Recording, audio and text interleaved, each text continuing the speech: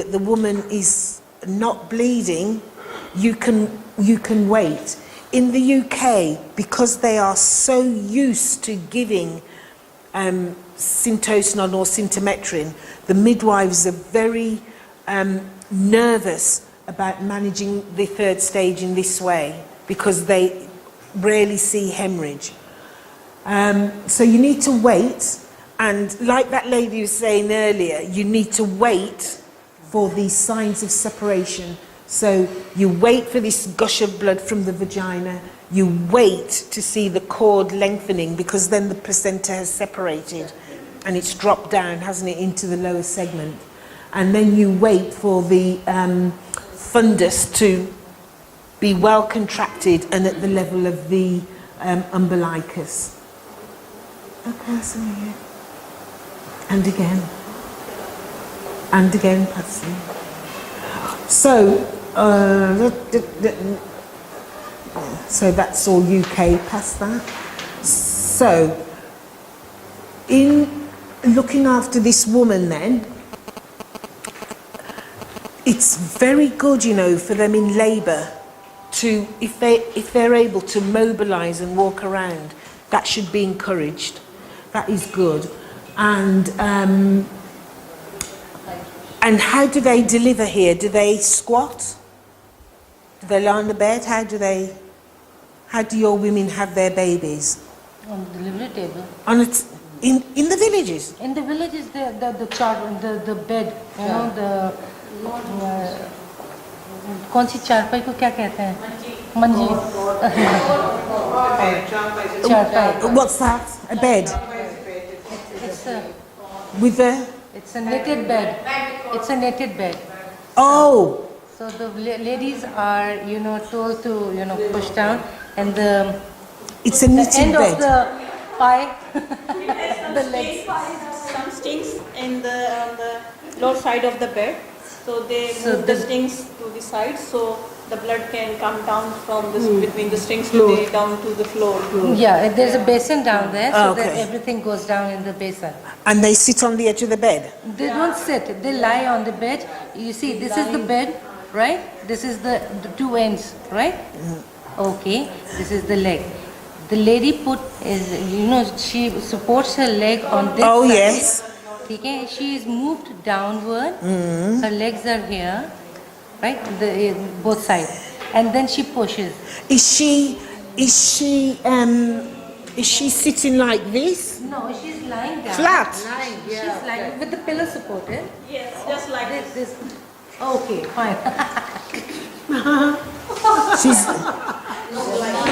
But so she's lying. No. Is she like this? Lying flat. So she needs to be like this. Yes, this pillow supported, yes. But the pillows, she needs to be sat up like this at about 45 degrees. The 2-3 pillow, God takia. You know, we call it God takia. It's a big pillow. Is it? What is it, Anita? Is she upright?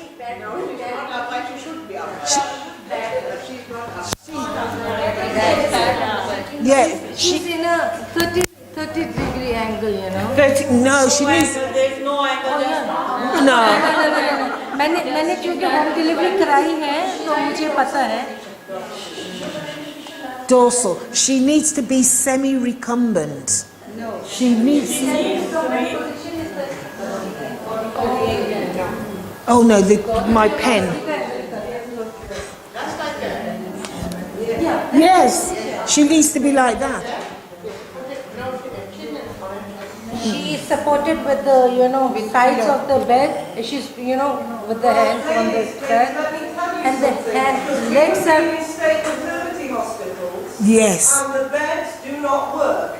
So the ladies that are delivering in the state maternity hospitals we have visited are lying flat on their backs. Yes. And they have to be, and we know that, but whatever the best practice is, we know that's what's happening to women because we've been there. We've seen it. Do not sit up. They don't move. No, the time when I was a student, I went for the home delivery, and with the senior, you know, what I observed was that she allowed 3-4 pillows on the patient's head, okay? And her foot was supported on The end of the bed. the ends of the bed, and her hip was, just next to the At the edge.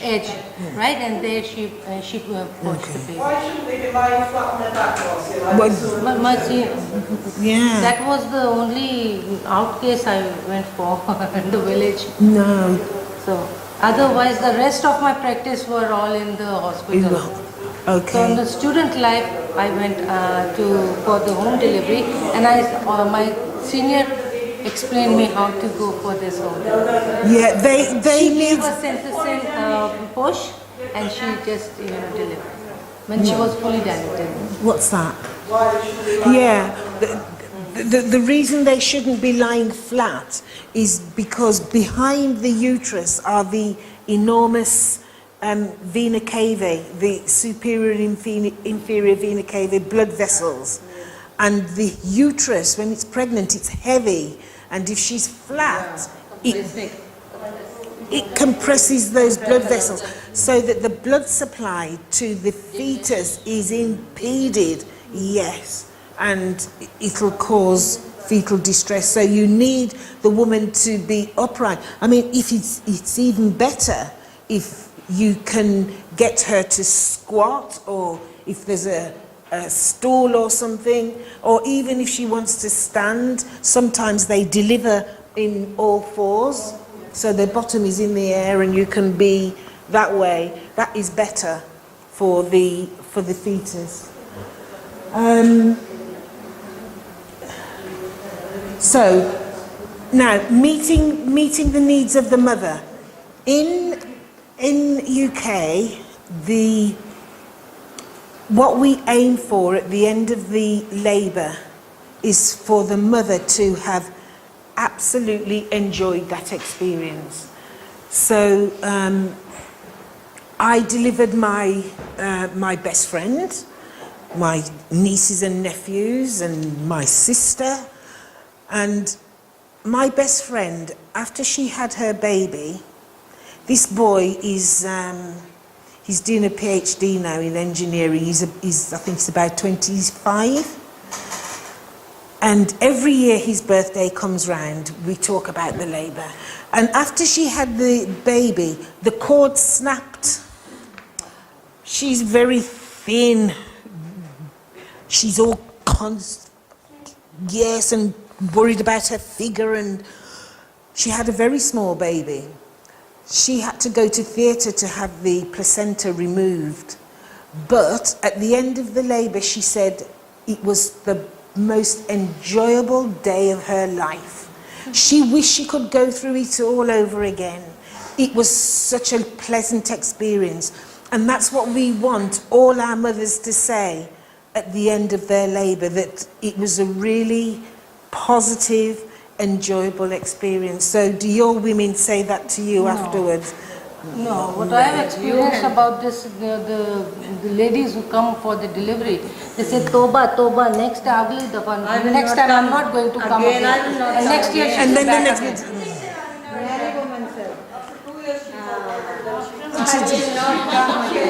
Oh no. So I didn't forget. I had one son, that was it. I didn't want to go back again. Okay.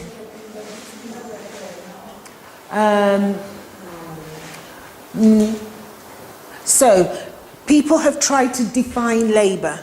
What is labour, the whole of it? How can we define it? The previous slide, it tries to define it in one sentence, but I don't think you can. So for me, this Helen Farrer's definition is the better one. So you can say that a labour is normal if the woman has her baby at term, if the labour starts spontaneously on its own, if it's completed after 4 hours and before 24 hours. So if a woman from start to finish has a baby in less than 4 hours, that is not normal. And these women, some of them, because the uterus is contracting like crazy, the muscle gets tired again and she might hemorrhage afterwards. And similarly, and that's another reason.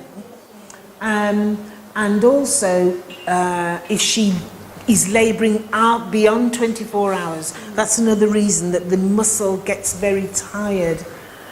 It's normal for human beings or women to have one baby at a time. It is not normal for them to have twins and triplets. We see it, and for them, well, I think more times there's an issue with multiple pregnancy. It's not normal to have more than one baby. It is normal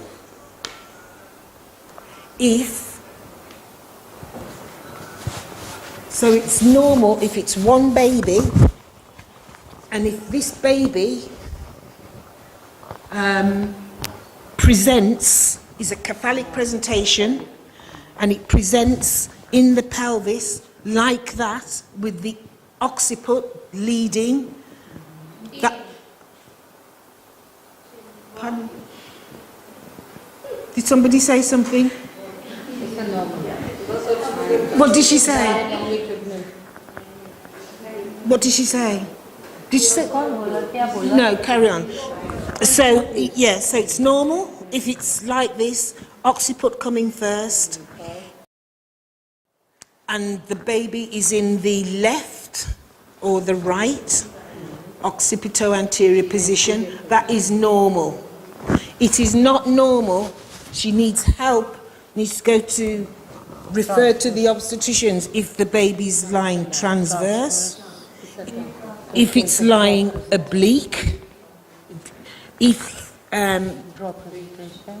it's a breech. Now, it depends. If you are skilled and you know what to do with this breech, and really it's the delivery of the head, well, I suppose really it's the delivery of the legs also, because the breech can present in a number of ways, can't it?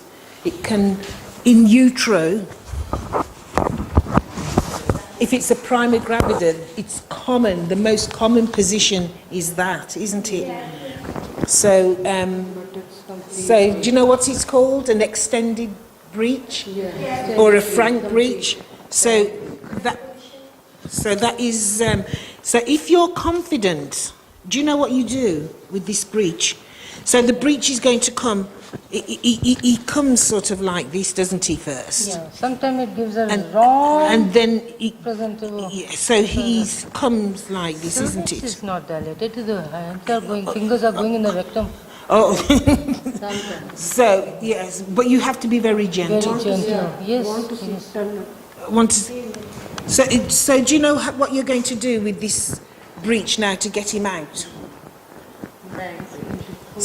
So you have to put your fingers behind the baby's knee, and so you just give a little gentle press, and then you bring down one leg, isn't it?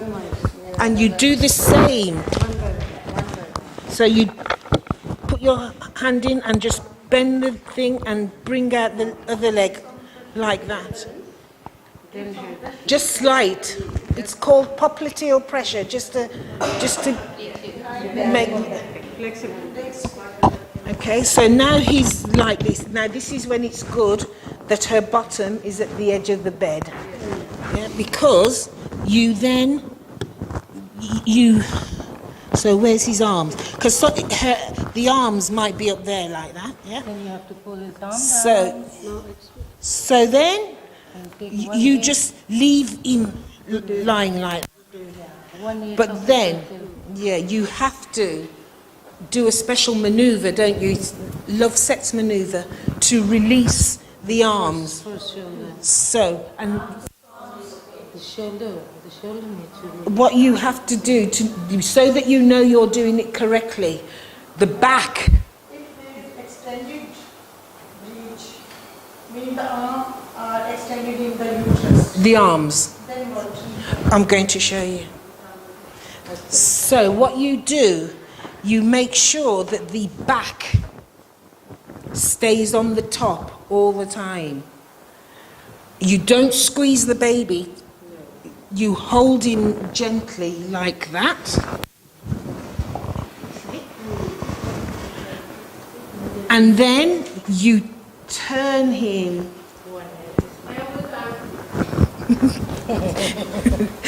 So you hold it like this and you turn the baby like that in the lateral position, and you just take this arm out. And you don't turn him that way, you make sure the back stays on top, so you turn him back the other way, and you take the other arm, and then the baby will be like that. Then no, you can deliver the breech in two ways. I don't like this one, no, because you might extend the back too much, but the other mechanism is Marcia smelly bite. Have you heard of that one? So what you do now is you straddle the baby on your arm like that. So the legs, are on either side. And then with these two fingers, these two, not in the mouth, on the baby's face like that. You don't put it in the mouth. And with the other hand, you try and flex the head, so you're like that.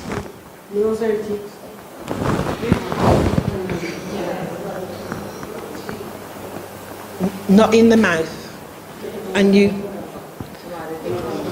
okay, so we're like this, and then you gently, and on the baby's shoulders, with the next contraction, you gently take him out. That's the safest way. Is that all right? So don't, sometimes you see the doctors, they might undo, no, because it is, and also you want to try and maintain the woman's perineum. If you can help it, you don't try not to make the perineum tear. But I think it's better to allow women to have a tear than to perform an episiotomy. But it's your skill that is going to stop that tear going right to her anus. You don't want that either, because you have to think about that woman's sexual health. She's going to be having intercourse after she's had this baby, and you don't want her bottom scarred.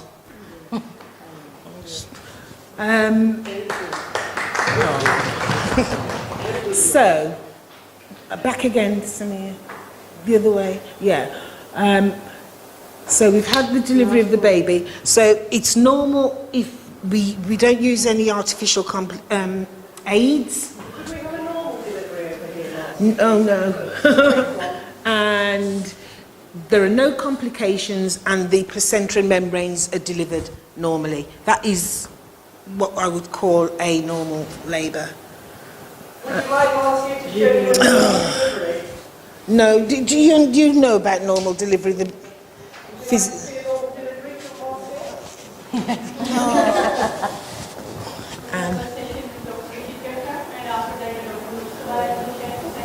Do you want me to? So I'll do it afterwards. Can I see the last slide? The last one? No, next one. Okay. So we can finish it off. Yeah, thank you.